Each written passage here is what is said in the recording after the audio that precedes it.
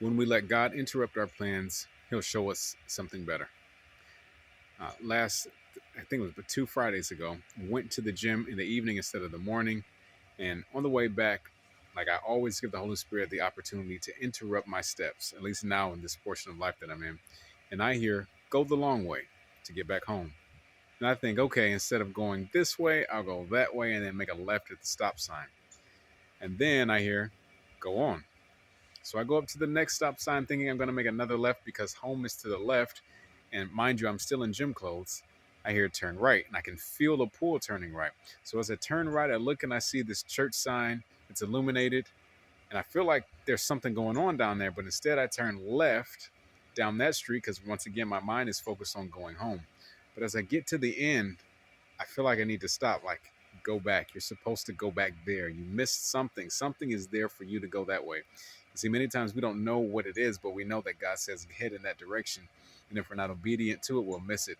So I sit at the end of the street and I look up the name of that church. I'm like, okay, let's see if it's a weird church that's into some freaky stuff, or do they at least believe in the Trinity? Like, what's going on? Cool. I look up the church and then I head back around the roundabout way. It takes me a little while to get there, but now I see, oh wow, this is large outdoor event. It's a church service, worship, prayer, and I can feel like Holy Spirit drawing me there. That presence, Holy Spirit drawing me there. So eventually, I park. I'm in gym clothes, not in church clothes, and I understand there are no such thing as church clothes to a lot of churches today, but it's definitely not gym clothes. I wasn't wearing any yoga pants, so I was good there. I get over to the parking spot. I walk over to where they're worshiping. Whole service is in Spanish with English translation, which is beautiful. Many times it's the other way around. But I sit there, I stand there, I just worship and pray. I'm like, okay, God, you got me here for a reason. Maybe it's just to be refreshed. Maybe it's to give something. Maybe it's to receive. Who knows? But I'm here. And I'm making out parts of it because my Spanish isn't as well as it used to be. But when the Holy Spirit is there, there's really no other translator needed. And I get to this portion where there's like an altar call, and I can tell it's an altar call, and I move when I felt like moving. And I don't mean like when I felt like moving, but when I felt the Spirit nudge me to move. And I go up there, I'm praying, worshiping, and I hear in my spirit, when you go on your knees, everything will change, meaning the whole atmosphere. It's like, huh. So I'm just zoned out, me and him, and I go to my knees praying and worshiping. And eventually somebody, and I can tell this is a man, I'm pretty sure it's a man, some man comes behind me, puts his hands on my traps. And this is going to sound weird, but he's massaging out my traps very lightly while praying. It's like just, he's praying.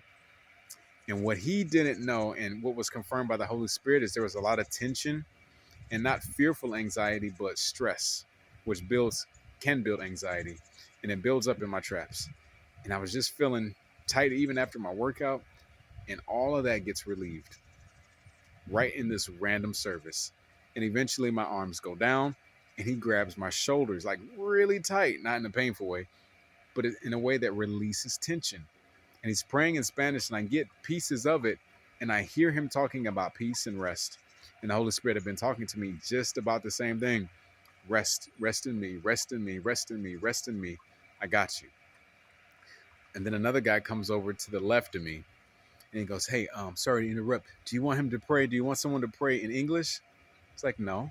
Like the same Holy Spirit that interprets tongues can give me understanding today. It's like I understood enough of what he said to understand where he was going with it, and I trust his guidance, Holy Spirit's guidance. So the prayer was on point. The guy was releasing pressure, tension, and stress. Never saw his face. But as I get up and start to mingle with people and kind of get introduced, of course, I didn't realize that the person that I stood next to in that moment of worship was the pastor, which is pretty cool. This lady who only speaks Spanish, or at least predominantly speaks Spanish, and just that atmosphere of being in worship and prayer got moving me to the position to where I'm standing next to the one who leads his local body there. It was pretty cool, very refreshing. But the point is, we got to let God lead us to the places where we're uncomfortable and not dressed for.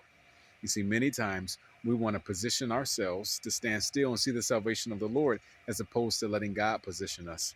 Well, Lord, I don't have the helmet. I don't have the sword. Let me get this first. Let me get the right camera. Let me get the right audio as opposed to just moving. myself included, because he's giving us a mind full of wisdom, and we can sometimes rely upon the wisdom of man, which is foolishness to God, before moving in the direction that he's called us to move into. So let God interrupt all of your trips home, especially the ones from the gym. And when he tells you to turn right and keep going. Don't turn left because you thought you were going home. You might just stumble upon an outdoor worship service.